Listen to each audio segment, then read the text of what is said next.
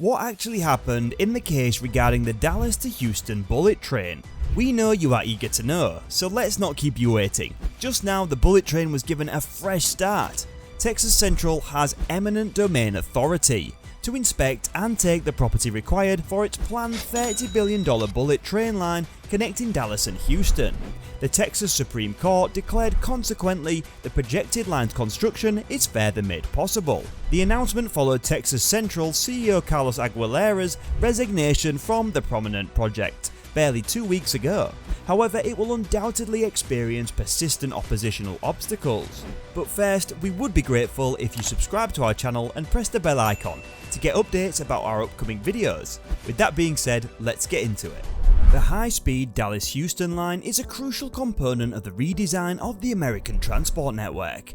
It will not only lay the foundation for a high-speed train system in Texas, but also serve as one of the first actual high-speed lines in North America. It will accelerate the building of high-speed transit projects across the United States. When it comes to building a railroad line that connects two sizable urban centers, this project is among the most significant in the entire world. A high-speed rail line connecting Houston and Dallas is rethinking Texas's transportation system from a sustainable standpoint. 13 million people who currently commute between the two cities by automobile or plane will have access to quick, secure and low-impact transportation thanks to this bullet train. Similar to Madrid, Barcelona, Tokyo, Osaka or Paris, Lyon, the two towns of Dallas and Houston are sufficiently apart to provide shortened driving times and incredibly affordable air travel costs. Regarding the congestion, it takes nearly more than 4 hours to travel from Houston to Dallas. The Texas Department of Transportation predicts that by 2040, this time will have increased to well over 6 hours. Because of the rising CO2 levels, this is a significant issue for the ecosystem as well. The 236-mile railway will revolutionize transportation between two rapidly growing American cities. With a train every half an hour during rush hours, this railway will connect Dallas and Houston in 90 minutes. In the Brazos Valley, only one stop will be made. Given boarding times, it is anticipated to be 90 minutes quicker than a car and an hour quicker than an airplane. The trains of Texas Central will serve as a model for revised FRA rules that allow for the widespread use of lightweight trains and standalone infrastructures in the United States, and that will encourage increased spending on high-speed lines across the United States. This is due to the fact that high-speed rail will be appealing to private financial markets due to the excellent reputation for reliability and overall efficiency of light trains. The fourth and fifth largest economies in the United States are Dallas and Houston, respectively. The two cities have among the highest rates of population increase. The US Census Bureau reports that from 2010 to 2018, Dallas's population increased by about 1 million, one of the highest rates in the country. The number of travelers that will travel between Dallas and Houston on the high-speed train is predicted to increase from 6 million in 2029 to 13 billion in 2050. Additionally, the estimated $30 billion overall spend for this massive project makes it one of the greatest construction projects in the history of the United States. To create this bullet train, Texas Central and WeBuild Group entered into a design-build agreement. From an ecological standpoint, the Dallas-Houston train is anticipated to eliminate 14,630 automobiles per day between Houston and Dallas and cut CO2 emissions by nearly 700,000 metric tons yearly. Compared to a car, the train is 6 times more eco-friendly. The high-speed train, which is totally funded by private companies, will also increase jobs for countless individuals throughout both the construction process and the maintenance stage, which will have a good economic influence on the surrounding area. The 3 bullet train stations are only an hour's drive from more than 13 million Texans' homes. There may be up to 16 million journeys conducted annually between North Texas and the Houston region. At the moment, the majority of travelers drive while the remainder fly. The most current and comprehensive study found that 72% of travelers indicated they would definitely or probably ride a high-speed train right now if it were a possibility. Thus, the new train line will significantly contribute to the decongestion of one of the most crowded highways in the US. Additionally, the Tokaido Shinkansen rail network, the world's safest mass transit system, will form the foundation for this massive construction. In 1964, the Tokaido Shinkansen route between Tokyo and Osaka saw the introduction of the first Shinkansen in Japan. Given the advantages it has delivered, particularly in terms of safety, its 55 years of existence have been a true victory for the nation. In addition, the WeBuild company, which conducts business through lane construction in the United States, has extensive knowledge of railway networks, particularly complicated infrastructure for high-speed and high-capacity trains. Collaborating with the WeBuild organisation is yet another wise choice.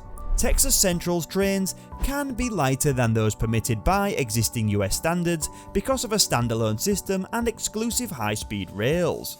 This is significant since light trains cost less to operate and maintain. They also travel more swiftly because of their strong acceleration and deceleration. However, there are more factors that demand discussion. On June 24, 2022, the Texas Supreme Court declared that the organisation promoting the planned Dallas-Houston bullet train might in fact utilise eminent domain to acquire the land required for the rail route. Rural residents who lived in the train's path opposed Texas Central for years, to prevent them from taking some of their lands.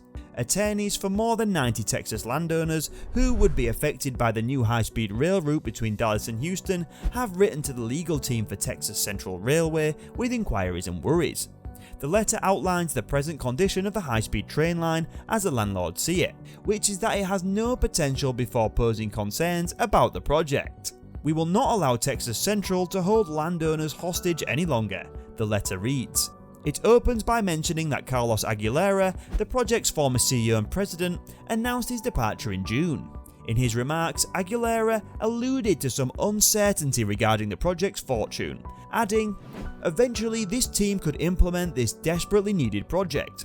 And he also held himself responsible up to some extent by further saying that he could not align our current stakeholders on a common vision for a path forward. The letter from the landowners notes that the initiative is now being overseen by Michael Boo, Senior Managing Director at FTI Consulting, who specialises in business restructurings, following the Texas Supreme Court's decision in favour of FTI in an eminent domain case.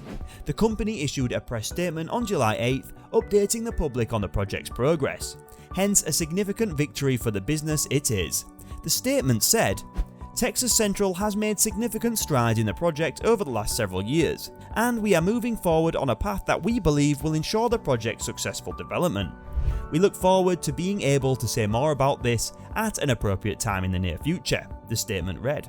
Though Texas Central has properties in numerous counties along the planned route, it seems the corporation has not paid nearly $622,000 in taxation to the taxing authorities in those areas. The letter claims that the landowner hotline has been inactive for months. The Houston office is up for lease, and Dallas headquarters has received undeliverable returns for notifications of delinquency for unpaid homeowner association dues. The project's cost has risen to $30 billion by 2020, according to the project's then chairman Drayton McLean. With supply chain issues, rising construction costs, and inflation among other factors, this estimate has undoubtedly increased sustainability, the letter asserts. Also, Aguilera at one point eventually acknowledged that the project required federal assistance. "I think whatever happens with the infrastructure bill is key to us. I believe that would be the final element that would bring us together," he said. However, the letter claims that neither a federal loan application nor a Surface Transportation Board application has been made by Texas Central. This permission would cover engineering work, an examination of the project's financial sustainability, and the implementation of the FRA's standards. The letter includes a list of 20 inquiries that the landowners would want Texas Central to respond to. Among them are the commencement date of the building and the financing source. The attorneys also informed Texas Central's counsel that they plan to submit a Rule 202 petition to look into possible complaints against Texas Central if the concerns were not properly and totally addressed.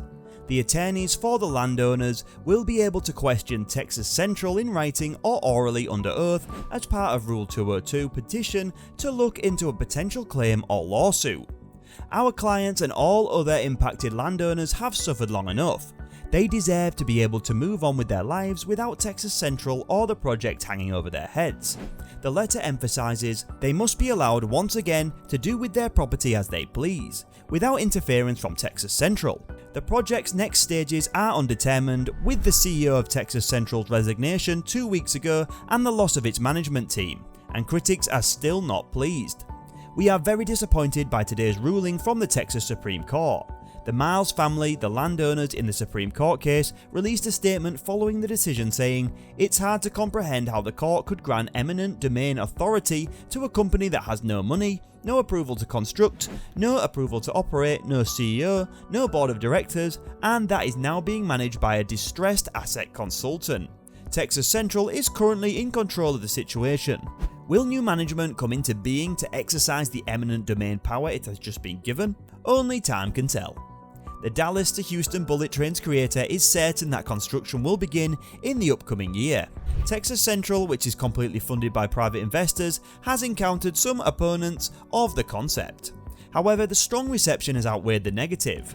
Business visitors in both locations are enthusiastic as planning advances, and the corporation makes further progress towards starting work on the network this year. It appears that the Texas high-speed train line that will connect Houston and Dallas will open up travel options very soon. So guys, when do you think this bullet train will come into service? Are you excited to travel in it? Let us know in the comments below, and don't forget to give the video a thumbs up and subscribe. We'll see you guys in the next video. Until then, take care.